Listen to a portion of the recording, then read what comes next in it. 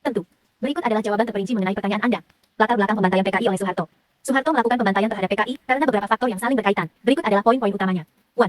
Kondisi politik pasca G30S PKI setelah peristiwa gerakan 30 September pada tahun 1965 terjadi kekacauan politik yang besar. Soeharto, sebagai Panglima Komando Cadangan Strategis Angkatan Darat, mengambil alih komando untuk memulihkan keamanan dan ketertiban.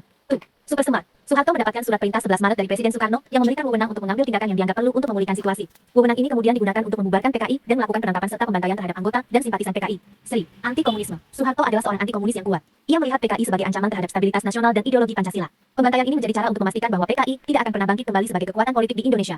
4. Dukungan militer dan internasional. Operasi militer yang dipimpin Soeharto mendapat dukungan dari berbagai pihak, baik di dalam maupun luar negeri. Beberapa negara barat, yang juga anti-komunis selama Perang Dingin, memberikan dukungan tidak langsung terhadap tindakan ini. Nasib etnis Tionghoa di era Soeharto. Nasib etnis Tionghoa di era Soeharto juga mengalami masa-masa sulit dengan berbagai kebijakan diskriminatif. 1. Impres nomor 1 April tahun 1967. Instruksi Presiden ini membatasi kegiatan keagamaan, kepercayaan, dan adat istiadat Tionghoa. Perayaan hanya boleh dilakukan di lingkungan keluarga, yang secara signifikan membatasi ekspresi budaya mereka di ruang publik. 2. Penggantian nama. Banyak warga Tionghoa yang dipaksa untuk mengganti nama mereka menjadi nama yang lebih Indonesia. Tujuannya adalah untuk mengurangi identitas etnis Tionghoa dan mempercepat asimilasi ke dalam masyarakat Indonesia secara umum. Seri. Diskriminasi dalam kepemilikan properti. Di beberapa daerah, seperti Yogyakarta, terdapat pembatasan atau larangan bagi warga keturunan Tionghoa untuk memiliki tanah. Kebijakan ini berakar dari sejarah panjang dan prasangka terhadap etnis Tionghoa. Alasan Soeharto mengeliminasi PKI. Soeharto sangat ingin mengeliminasi PKI karena beberapa alasan.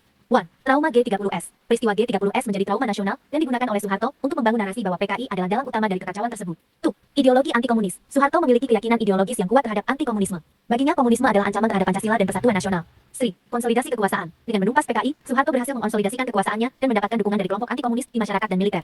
Penjelasan komunisme, sosialisme, dan mengapa blok barat membenci komunisme. Komunisme. Ideologi politik dan ekonomi yang bertujuan menciptakan masyarakat tanpa kelas sosial. Kepemilikan pribadi dihapuskan, dan alat produksi dimiliki bersama.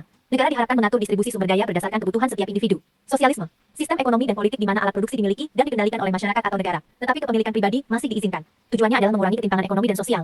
Mengapa blok barat membenci komunisme? Perang Dingin. Komunisme menjadi musuh ideologis utama bagi negara-negara barat yang kapitalis. Perbedaan sistem ekonomi dan politik menyebabkan ketegangan geopolitik yang besar. Ancaman terhadap kapitalisme. Komunisme menentang kepemilikan pribadi dan pasar bebas yang merupakan fondasi sistem kapitalis di barat.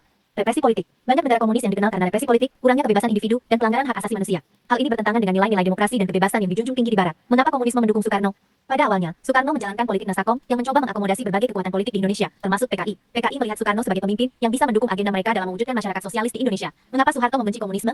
Soeharto membenci komunisme karena 1. Ideologi yang bertentangan. Soeharto percaya bahwa komunisme bertentangan dengan ideologi Pancasila dan nilai-nilai keagamaan yang dianut oleh sebagian besar masyarakat Indonesia. 2. Pengalaman G30S. Pengalaman pahit dari peristiwa G30S memperkuat keyakinan Soeharto bahwa komunisme adalah ancaman nyata bagi stabilitas dan keamanan nasional. Seri. Ambisi kekuasaan. Dengan menumpas komunisme, Soeharto mendapatkan dukungan dari kekuatan anti-komunis yang berhasil mengonsolidasikan kekuasaannya sebagai pemimpin tunggal di Indonesia.